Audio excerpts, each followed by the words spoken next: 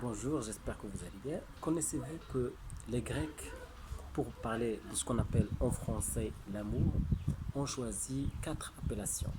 Quatre appellations qui renvoient à la notion de l'amour. Donc, d'abord, on a Eros, on a Agapé, Philia et enfin Storge.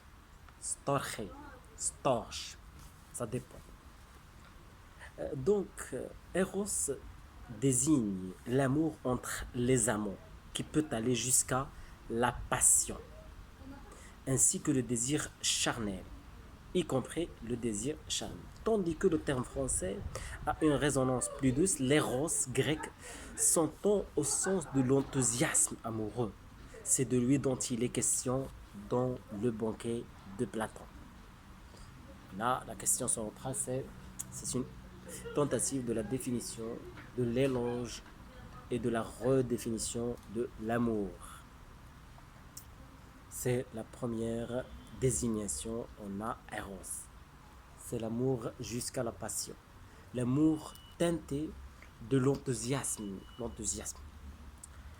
Deuxième désignation, c'est Agapé.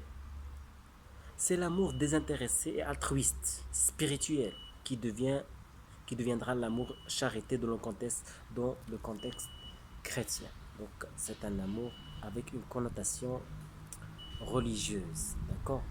Ceux qui sont, sont proches de la religion, ceux qui sont des vrais chrétiens, entre guillemets, parlent de ce qu'on appelle agapé.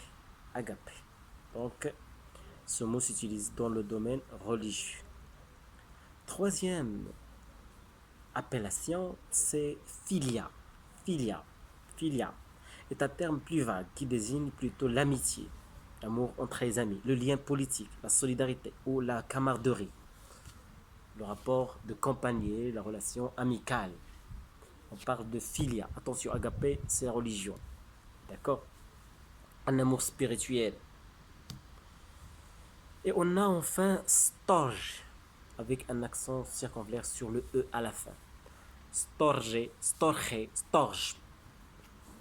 Enfin, concerne l'affection familiale, l'amour entre les membres de la famille. La bienveillance qui unit les membres d'une famille et pousse à prendre soin les uns des autres. Quand on a, par exemple, un homme, un garçon qui prend soin de sa mère, là, on parle de ce qu'on appelle storge. Storge. Donc, quatre appellations qui renvoient à la notion de l'amour selon les Grecs. Au revoir.